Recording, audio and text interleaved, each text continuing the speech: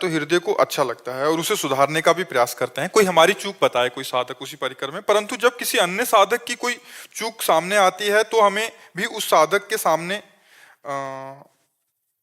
मतलब थोड़ा इनको लगता है कि नारायण तू बैठ के अपनो भवन बुहार, ऐसा भाव आता है कि मैं क्यों अभी इसके बीच में पढ़ के वैसा। हाँ, उत्तम बात तो यही है। अगर हमारा मित्र है और हमारी बात का आदर करता है तो हम उसी से केवल कहेंगे, किसी और से नहीं। जिसकी चूक है एकांत में उसी से केवल कहेंगे। उसकी चूक किसी और से कह देना निंदा हो जाएगी, और उसी से एकांत में मिलकर हम कह सकते हैं कि वैसे बुरा मत मानिएगा, हम आपका दोष दर्शन नहीं कर रहे, पर आप हमारे मित्र हैं, इसलिए हमारे मन में ऐसी प्रेरणा आती कि जो संतों से सुना है वो आपको बता दें कि इस समय आप ये गलत कर रहे हो, अगर सुधार कर लो तो आपका मंगल हो जाए। अगर वो बुरा मानता है तो वापस लेते हैं, हमारी गलती हुई, आगे से हम कभी आपसे प्रार्थना नहीं करेंगे, या हमें क्षमा कीजिए, हम पहले आपसे प्रार्थना की थी कि हमारा दोष दर्शन हो रहा है और आप मित्र हैं इसलिए बता। ऐसे वार्ता की जाती। अगर उसकी किसी दूसरे से वार्ता कर दी तो वो निंदा हो जाएगी और वो आपके लिए हानिकारक हो जाएगी, परमार्थ में बाधा खड़ी हो जाएगी। कोशिश करें कि अपने जो प्रियजन हैं, अपने जो भगवत मार्ग के जन हैं, अगर उनमें कोई दोष दर्शन होता है तो पर्सनल एकांत में ये समझते हुए कि ये हमारी बात को मानेंगे या क्रोध करके वो और अपने को बिगाड़ लेंगे। यदि और बिगाड़ने वाला स्वभाव आपको पता है तो मत बोलिएगा, क्योंकि फिर वो आपसे द्वेष करने लगेंगे कि तो निंदा करते हैं, तो बड़े अपने को भगत मानते हैं, वो द्वेष करने लगेंगे। अगर विनयी है तो फिर बता देना चाहिए, और केवल उसी से बताना चाहिए। नहीं तो ये उत्तम बात है कि तेरे भावे जो करे भलो बुरो संसार, नारायण तू बैठ के अपनो भवन बुआर। अपने हृदय को हम निर्मल करके, जो हमें भगवान ने बल दिया है, जो ज्ञान दिया है, उसके आधार पर हम दोषों का त्याग करते हुए भगवत बल से हम भगवान की प्राप्ति करें। हम दूसरों की तरफ ना देखें, पर यदि हमें दिखाई देता है और हमारा मित्र है तो फिर मित्र का कर्तव्य होता है कुपथ निवारी सुपंथ चलावा, कुपंथ से हटाकर सुपंथ में चलाना। पर यदि वो द्वेष मानने लगे तो वहां भी वापस प्रणाम करके वापस हो जाना चाहिए, और कभी दोबारा उसको संकेत भी नहीं करना चाहिए, अपनी ग्रीवा झुकाकर काम चलाना चाहिए। आदि जी, आपका दिया हुआ एक ऐसा रोल है कि जो अन्य जन रहते हैं जिनसे उनका व्यवहार रहता है हमारे आपके आश्रितों का, उनमें भी अगर कोई समस्या आती है तो कई बार हमारे जी उधर एक मतलब एक मुखिया के उसमें बड़े हैं, तो सब जैसे पूरे परिकर में 40-50 जनों का परिकर है जो आपसे दीक्षित हैं पंजाब में, कोट का पूरा एक जगह।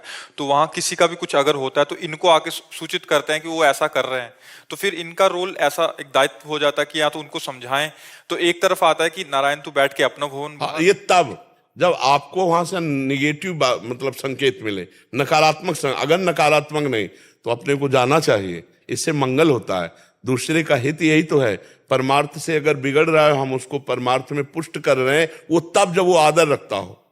आरत अधिकारी जब पावे गूढ़ तत्व न साधु दुरावे, वो आप पर श्रद्धा रखता हो और आपकी मर्यादा रखे। अगर वो आपकी श्रद्धा न रखे, अवहेलना कर दे, तो उपदेश नहीं देना चाहिए, फिर गुरुजनों की बात नहीं करनी चाहिए, फिर छूट है, जैसा तुम्हें मनावे वैसा तुम करो।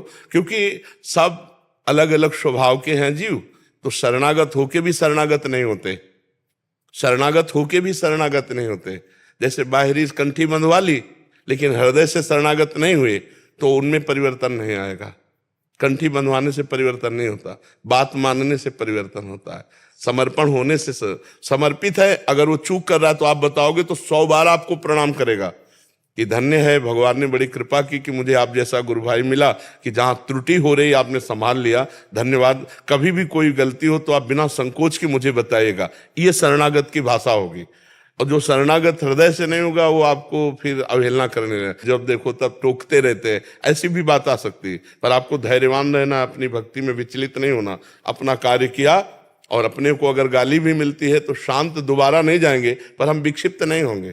मुस्कुरा के हमने अच्छा किया, हमने गलत नहीं किया, हम गुरु आज्ञा में चल रहे हैं, बस फिर से आपका हृदय शीतल रहेगा और वो अपने परमार्थ से गिरते चले जाएंगे। जो अवहेलना करेंगे वो गिरते चले जाएंगे, क्योंकि परमार्थ बड़ा सूक्ष्म है। अगर इसमें शास्त्र आज्ञा, गुरु आज्ञा, संत आज्ञा, इनका उल्लंघन होता चला जाए तो परमार्थ में नहीं टिक सकता, साधक परमार्थ में नहीं, वो परमार्थ का ढोंग करेगा, नाटक करेगा, पाखंड करेगा, परमार्थ नहीं टिक सकता। परमार्थ तो वचनों पर, अब जो ही कहें करें हम सोई, आयुष लिए चले निज दासी, मन क्रम वचन त्रिशुद्ध सकल मत, हम से ही हरिवंश उपासी। मन वचन कर्म से शुद्ध होकर गुरुजनों की आज्ञा पर जीवन को बलिदान कर दे, बस हो गया, परमार्थ में वो जीत जाएगा। और जहां मनमानी होने लगती है, गुरुमानी नहीं होती है, फिर वहां माया ऐसा नाटक रच देती है, वो निकल ही नहीं पाएगा। महाराज जी फिर उसका कल्याण कैसे हो? समय आएगा जब ठोकर लगेगी तब फिर याद आएगा, तो फिर वो रास्ता तो खुला ही है। श्री जी तो कभी नाराज, नेक हो न रिस्क हो, भूली हूं न ओत सकी, तो पीठ किया तो सामने संसार, और जब इधर थप्पड़ लगा तो फिर प्रभु की तरफ, तो रास्ता खुला है, उधर तो कभी बंद ही नहीं हुआ। जब आ जाओ तब आ जाओ।